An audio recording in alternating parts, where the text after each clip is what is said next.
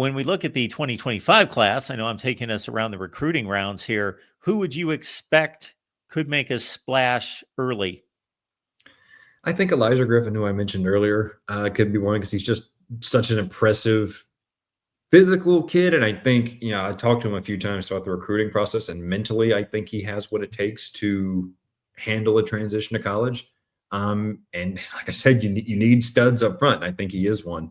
And I think offensively, you look at they signed two top 40, 50 receivers in CJ Wiley and Talon Taylor, who I think are both really good. CJ Wiley is a big body, probably 6'4", 210 pounds, which they haven't really had a lot of, or didn't really have a lot of in the receiver room last year.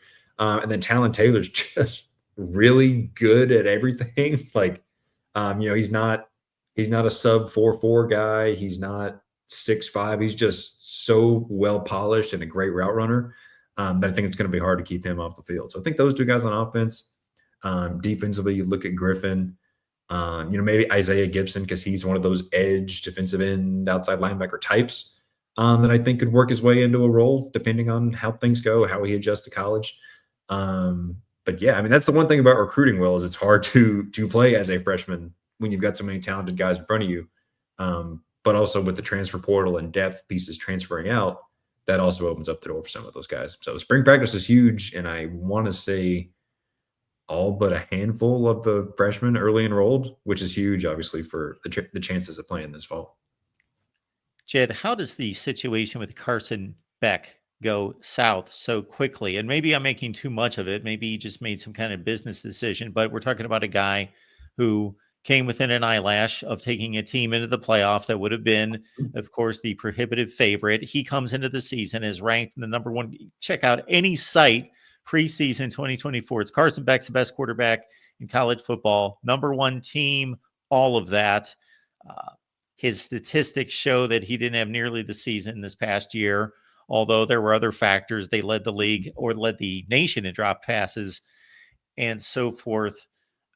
But I got to say, that was the transfer portal entry that blindsided me. I didn't know that there was any kind of issue or that he was looking to move on. And all of a sudden, of course, he gets injured right at the end of the first half of the SEC championship game. But, how do you read that entire situation and the way that played out?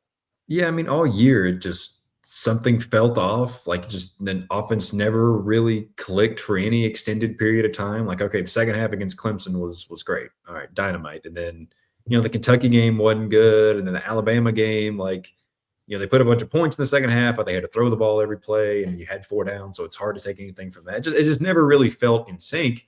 And with Carson specifically, you saw some plays where he made really bad decisions. I don't know if that's pressing or trusting his arm talent. Like, I think of the Florida game where he had a couple, I think, back-to-back drives in the first half where he's just throwing it, and you're like, what is he doing? That's a guy who's started for a season and a half at that point. He's taken a ton of practice reps. You can't do that at that level of experience. So, and then he gets hurt, and then he kind of just goes off the radar for a while, and then he's not with the team when they go to the Sugar Bowl, and he eventually shows up, but it's like, you'd think he'd be there helping Gunnar Stockton get ready, and it's not like he was, right by his side. So it was a weird thing, and I think by the end of the year, it was pretty clear that he was going to be gone.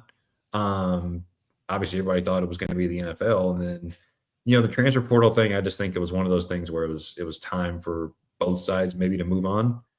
And he ended up in Miami. Everybody knows his girlfriend's at Miami, and Miami's got all the NIL money and whatever.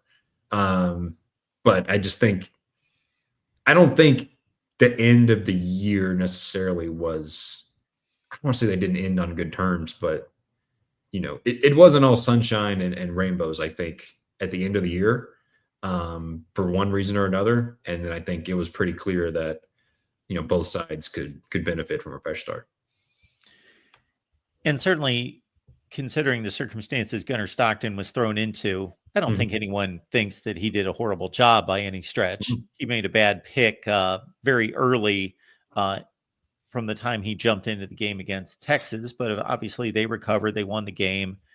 And Did he play well against Notre Dame? I wouldn't say he played great. I wouldn't say he played awful. It wasn't his issue.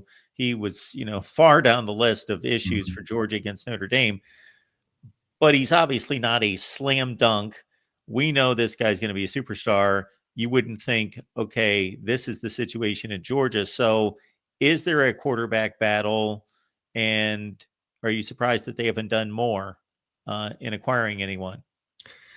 Yeah, I think there's very much a battle. I think Ryan Puglisi is a redshirt freshman who has all the talent in the world. He got here last January and missed spring practice last year because he had a knee, I think a stress fracture in his knee. But obviously, you're soaking up the playbook and all that kind of stuff.